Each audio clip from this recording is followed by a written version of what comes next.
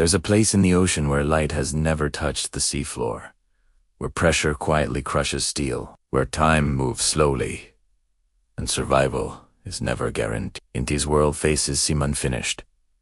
Bodies look fragile, and mouths look impossible. Teeth curve outward like cages. Jaws stretch wider than the skull that holds them. Some creatures appear to be nothing more than teeth, with a body attached. It feels unnatural, exaggerated, almost cruel. But nothing here is an accident. To understand why deep-sea fish have teeth far too big for their bodies, we have to descend into a world that reshaped life itself. Our journey begins just below the sunlit surface. At around 200 meters, light begins to weaken. Colors drain from the water. Movement slows. This is the edge of predictability. Up here, fish can chase prey. They can afford to miss. But deeper down, food stops arriving on schedule. Meals fall from above dead plankton, sinking carcasses, drifting scraps. Some days, nothing arrives at all. So mouths begin to change. Jaws grow slightly larger, teeth sharper not for chewing, but for gripping. Because in the deep ocean, losing a meal might mean waiting weeks or longer for the next chance. And this raises a quiet question scientists still don't fully understand. At what point does scarcity stop shaping behavior and start reshaping anatomy? As we descend further, the answer becomes disturbingly clear. At 1,000 meters deep, the sun is gone. No shadows, no horizon, only darkness. Here, fish don't hunt often, but when they do, they cannot afford to fail. This is where teeth begin to look wrong. Take the fun-tooth fish. Its teeth are so large, they don't fit inside its mouth. Instead, grooves in the skull cradle them when the jaw closes. This is an exaggeration. It's necessity. Prey is rare. Encounters are brief. If something swims within reach, even once, it must not escape. So teeth curve inward, like barbs, not to tear, but to trap. Some fish don't even close their mouths fully. Their jaws hang open, waiting. But this leads to a deeper mystery. Why evolve massive teeth instead of stronger muscles or faster reflexes? Scientists suspect the answer lies in energy. In a world where calories are precious, teeth are cheap. Once grown, they require no effort to use. Speed burns fuel, strength costs energy.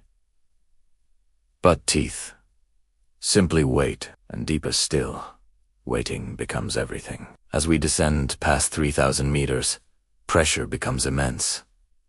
Every inch of body bears crushing weight. Fish here are small, soft, almost delicate, yet their teeth remain enormous. This contrast is one of the deep ocean's strangest signatures. Bodies shrink to conserve energy. Bones thin. Muscles weaken, but teeth grow larger relative to the skull. Why? Because in this world, the body doesn't matter as much as the moment of capture. Some species can only open their jaws once every few hours. Some may feed only a handful of times a year. So when prey finally appears, teeth must do the work. The rest of the body cannot. They act like anchors preventing escape, while the fish slowly maneuvers the meal into position. Still, scientists don't know how these fragile jaws avoid snapping under stress. What we've discovered only deepens the mystery. The deeper the fish, the weaker the bite force. Yet, the larger the teeth. It's the opposite of what we'd expect. And in the deepest trenches, evolution takes this idea even further. Some deep-sea fish don't use teeth as tools. They use them as structure. The viperfish is a perfect example. Its lower fangs are so long they curve up past the ice. The mouth closes around them like a cage snapping shut. The fish doesn't chase prey. It simply waits, motionless, until something wanders too close. Once triggered, the jaws slam shut in milliseconds. The teeth don't cut. They imprison. This raises a larger question. Are these fish predators? Or are they living traps? Scientists believe many deep-sea fish evolved not to hunt actively, but to ambush existence itself. Anything that brushes against them becomes food. And yet, despite decades of study, we still don't know how often these fish actually eat. Some may survive months, even years, between meals, which makes their teeth feel less like weapons and more like insurance. As we approach the abyss, mouths stop making sense. The gulper eel has a mouth larger than its entire body. Its teeth are small, but its jaw stretches endlessly. Other species do the opposite. They keep narrow bodies and massive, rigid teeth. Why? Because in the deep ocean, you don't get to choose the size of your meal. If something appears anything, you take it. Some fish can swallow prey larger than themselves. Others rely on oversized teeth to hold meals, while digestion begins slowly, painfully. Over days, scientists still don't fully understand how these fish avoid injury from their own prey. How do internal organs survive such extreme stretching? How do teeth remain anchored in fragile skulls? No one has watched the full feeding process from start to finish. Down here, observation is fleeting, and the deeper we go, the more questions remain unanswered. When we look at deep-sea fish, their teeth feel exaggerated, monstrous, unnatural.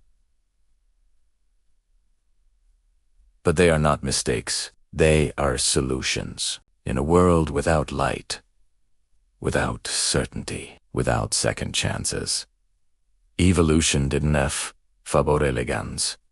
It favored certainty. One bite, one capture, one chance to survive. And as we float above this hidden world protected by sunlight, abundance, and a ritz, easy to forget how fragile life truly is. We've explored more of the moon than the deep ocean beneath us, and every new descent reminds us of a quiet truth. The deeper we go, the less life resembles what we know, and the more it reveals how far nature is willing to go, just to keep going. Thanks for watching.